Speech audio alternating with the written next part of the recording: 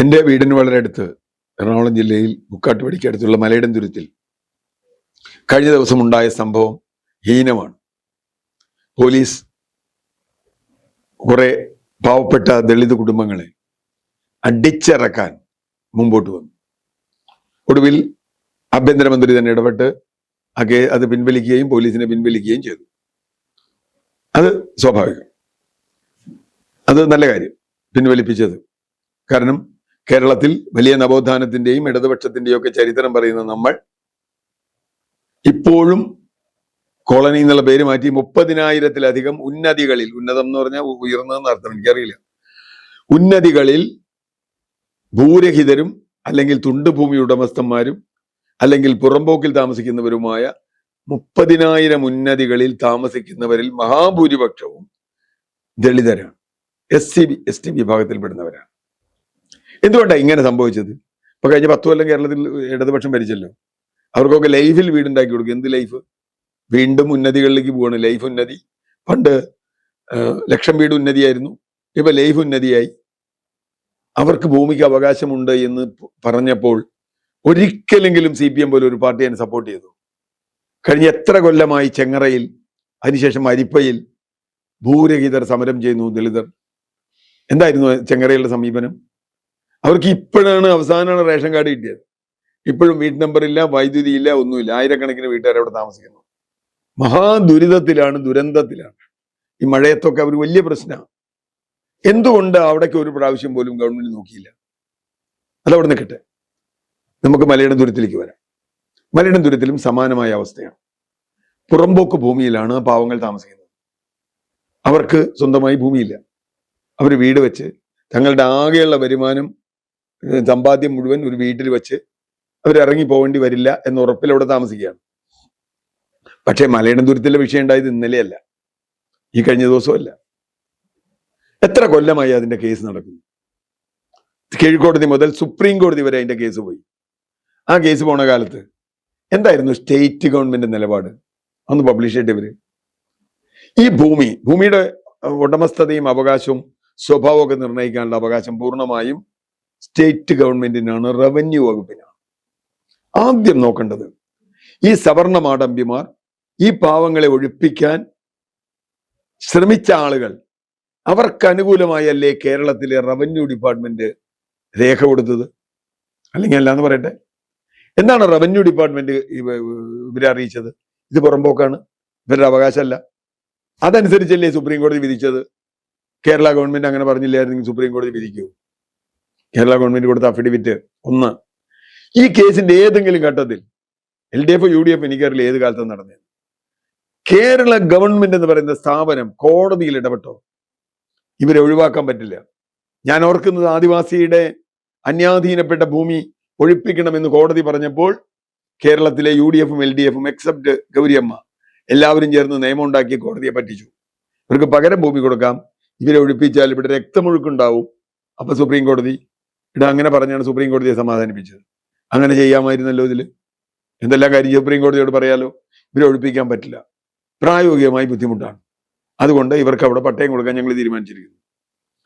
മൂന്നാമത്തെ കാര്യം, ഇവര് 2022 ആണെന്ന് തോന്നുന്നു സുപ്രീം കോടതിയുടെ വിധി വരുന്നത് ഇവരെ ഒഴിപ്പിക്കണമെന്ന്.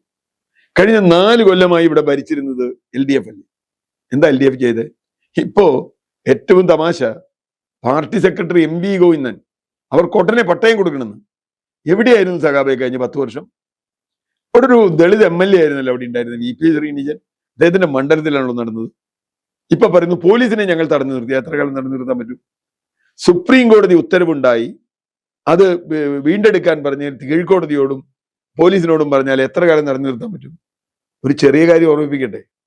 ശബരിമല സ്ത്രീ പ്രവേശന കാര്യത്തിൽ, യുവതീ പ്രവേശന കാര്യത്തിൽ സുപ്രീം കോടതി ഉത്തരവുണ്ടെന്ന് പറഞ്ഞിട്ട് ഈ രാജ്യത്തെ മുഴുവൻ ജനങ്ങളെയും വെറുപ്പിച്ച് പോലീസിന്റെ അകമ്പടിയോടുകൂടി 2 പേരെ അവിടെ കയറ്റിയ ഒരു ചരിത്രം സഖാവ് പിണറായി വിജയന്റെ LDF സർക്കാരിന് ഇല്ലേ? അപ്പൊ ആ സുപ്രീം കോടതി ഉത്തരവും ഇത് സുപ്രീം കോടതി ഉത്തരവാണ് ഒഴിപ്പിക്കാൻ പറഞ്ഞ്. അപ്പൊ നടപ്പാക്കേണ്ടെന്ന് എത്ര കാലം പറയാൻ പറ്റും? അതും ഈ ഗവൺമെന്റ് അധികാരമേറ്റ് 2 ദിവസമായിട്ടില്ല. അവിടെ വകുപ്പ് വിഭജനം തന്നെ പൂർത്തിയായിട്ടില്ല. രമേശ് ചെന്നിത്തല ആഭ്യന്തരമന്ത്രി എന്നുള്ള ഉത്തരവ് പോലും വന്നിട്ടില്ല. എന്നിട്ടും അദ്ദേഹം ഇടപെട്ടു എന്ന് മാത്രമല്ല, ഇപ്പൊ അദ്ദേഹം ഇടപെടുന്നത് കോടതിയിലാണ്. ഉന്നത പോലീസ് ഉദ്യോഗസ്ഥരെ വിളിച്ചു, അദ്ദേഹത്തിന്റെ അഡ്വൈസറും DGPയും അടക്കമുള്ള ആളുകളെ വിളിച്ചു. എന്നിട്ട് ഈ വിഷയത്തിൽ കോടതിയെ ധരിപ്പിക്കണം, ഒന്ന് സാവകാശം വാങ്ങണം, സുപ്രീം കോടതിയെ കീഴ്ക്കോടതിയെ ധരിപ്പിക്കണം, ഇത് വലിയ രക്തചൊരിച്ചിലുണ്ടാവും, സാവകാശം വാങ്ങണം. അങ്ങനെ സാവകാശം വാങ്ങിയതിന് ശേഷം ഇത് ഒഴിവാക്കി കൊടുക്കാൻ പറ്റുമെങ്കിൽ അവരെ ഇവിടെ താമസിപ്പിക്കാനുള്ള നിയമപരമായ അവകാശം നേടിയെടുക്കണം. ഇതിനൊന്നും ഒരു പ്രാവശ്യം പോലും ശ്രമിക്കാത്ത, ഇക്കഴിഞ്ഞ 10 വർഷം ഭരിച്ച, അവിടെ MLA ആയിരുന്ന, ദളിത് MLA ഉള്ള സ്ഥലത്ത് ഒന്നും ചെയ്യാതെ ഗവൺമെന്റ് വന്ന് 2ാമത്തെ ദിവസം പോലീസ് ഇടപെട്ടു എന്ന് പറഞ്ഞ് സമരം ചെയ്യാമെന്നാണെന്ന് പറഞ്ഞൊരു സാധനം ഉണ്ടോ? എവിടെയെങ്കിലും ദളിതരുടെ ഭൂമിക്ക് വേണ്ടി CPM സമരം ചെയ്തിട്ടുണ്ടോ? 1970-കളിലൊക്കെ ചെയ്തിട്ടുണ്ട്, അതും കുടികിടപ്പിന് വേണ്ടി. അതിനുശേഷം എപ്പോഴെങ്കിലും ചെയ്തിട്ടുണ്ടോ? ചെയ്തിട്ടില്ല എന്ന് മാത്രമല്ല, സവർണ മാടമ്പിമാരുടെ കൂടെ നിൽക്കായിരുന്നു അവിടെയും ആളുകൾ. ഗവൺമെന്റ് അവരുടെ കൂടെയാണ് നിന്നത്. ഇവിടെ പ്രശ്നം മലയിടംതുരുത്തിലല്ല. ആ പ്രശ്നം UDF-ന് പരിഹരിക്കാൻ കഴിയട്ടെ, സർക്കാരിന് പരിഹരിക്കാൻ കഴിയട്ടെ, അവരവിടെ നിന്ന് ഇറക്കി വിടപ്പെടാതിരിക്കട്ടെ. അവർക്ക് ഇനി അഥവാ ഏതെങ്കിലും കാരണവശാൽ ഒരു നിവൃത്തിയില്ല എങ്കിൽ അവർക്ക് ബദൽ സംവിധാനങ്ങൾ ഉണ്ടാക്കട്ടെ, അതിനൊന്നും ഒരു കുഴപ്പമില്ല. പക്ഷെ P. രാജീവും ശ്രീനിജനും ബിന്ദു ടീച്ചറൊക്കെ MV ഗോവിന്ദനൊക്കെ അവിടെ സമരത്തിന് പോണ കണ്ടാൽ ആളുകൾ പരിഹാസ്യരാണ്. സഖാവെ 3 ദിവസം മുമ്പ് വരെ നിങ്ങളായി രാജ്യം ഭരിച്ചിരുന്നേ. ഈ കഴിഞ്ഞ ദിവസം ഉണ്ടായൊരു വിധിയാണ് ഞാൻ സമ്മതിച്ചു. ഈ വിധിക്കെതിരെ നിങ്ങൾ എന്ത് ചെയ്തു? നിങ്ങൾ എന്ത് കോടതിയിൽ പറഞ്ഞു? ഈ വിധി നടപ്പാക്കാതിരിക്കാൻ പോലീസിനെ എത്ര കാലം നിങ്ങൾക്ക് പിടിച്ചു നിർത്താൻ പറ്റും? ഇപ്പോ ഇലക്ഷൻ ആയതുകൊണ്ടാണ് കുറെ ദിവസം പോലീസൊന്നും ചെയ്യാതിരുന്നേ. ഇലക്ഷൻ കഴിഞ്ഞപ്പോൾ പോലീസ് ഇറങ്ങും, കാരണം അവരുടെ മേലെ സമ്മർദ്ദമുണ്ട്. ആ സമ്മർദ്ദം മാറ്റാൻ നിങ്ങൾ ശ്രമിച്ചോ? ഇനിയിപ്പോ ക്വാർട്ടർ ഇലക്ഷൻ വരും പോലീസിനും മന്ത്രിക്കും എതിരെ, എന്നിട്ടാണ് ഇദ്ദേഹം എന്ന് പറയുന്നത് അവർക്ക് അങ്ങ് പട്ടയം കൊടുത്തേക്കാൻ. 10 വർഷത്തിൽ ഒരു പ്രാവശ്യം ഇങ്ങനെ പറഞ്ഞിരുന്നെങ്കിൽ അവർക്ക് പട്ടയം കിട്ടുമായിരുന്നില്ലേ? പട്ടയം കൊടുക്കാൻ പറ്റുമെന്നുള്ളത് വേറൊരു കാര്യം, പറ്റില്ല എന്ന് അയാൾക്കും അറിയാം.